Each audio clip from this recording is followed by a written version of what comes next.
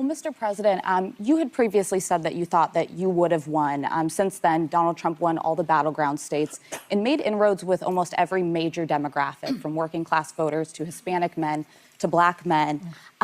Knowing what you know now, do you think you would have beat him? Yeah, he still got 7 million fewer votes. Yes. Okay. A lot of people didn't show up. He's had the worst 100 days any president's ever had. Yeah, that's a fact. Yeah.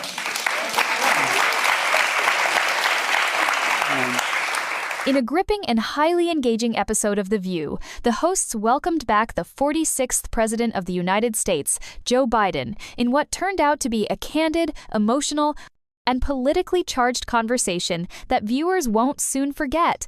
With a warm reception from the audience, Biden settled into a familiar rhythm with the panel, addressing a whirlwind of topics since his last appearance in September.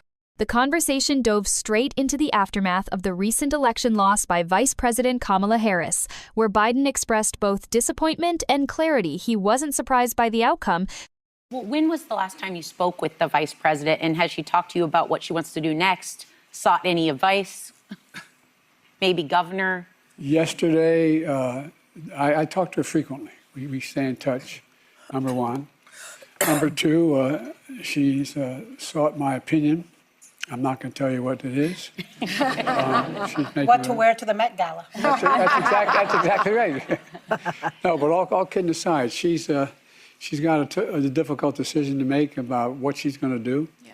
I hope she stays fully engaged. I think she's first rate.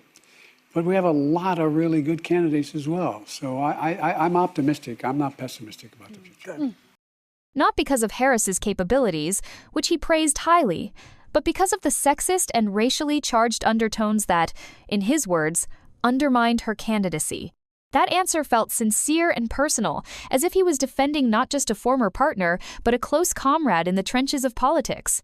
He even threw in a little humor, noting Joy Behar's plea for him to be brief a light moment amid serious reflection.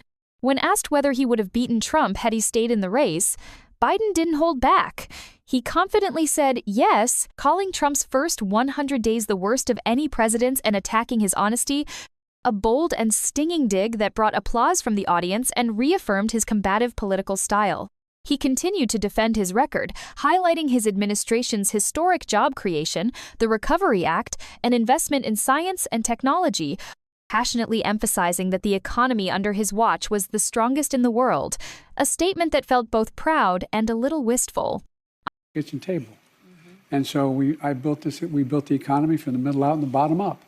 The strongest economy in the world when we left. That's not hyperbole. That's a fact. The envy of the world, they used to say. We created more jobs in one term than any president has in American history. I mean, so my point is that we had a very successful effort to change the direction of the country, and we did. And she was every single part of that. She wasn't, I mean, it wasn't like she was a bias. And look, what I realized is, I was a vice president once. Right. And it's a really, you are an integral part. I was with Barack. He was a great president. But, I just think that it was a very tough year across the board. But look what's happened in the meantime. Yeah. I personally found his tone both humble and determined, particularly when he insisted that Harris was part of every decision in his administration and deserved more credit. When questioned about reports that he wanted Harris to stick closely to his policies, Biden denied giving such advice, insisting she had her own voice and often challenged him something he admired. To me, this episode was a mix of nostalgia, political analysis, and personal testimony. It showed Biden still deeply invested in the country's future, fiercely proud of his accomplishments, and unafraid to take jabs at Trump's chaotic leadership.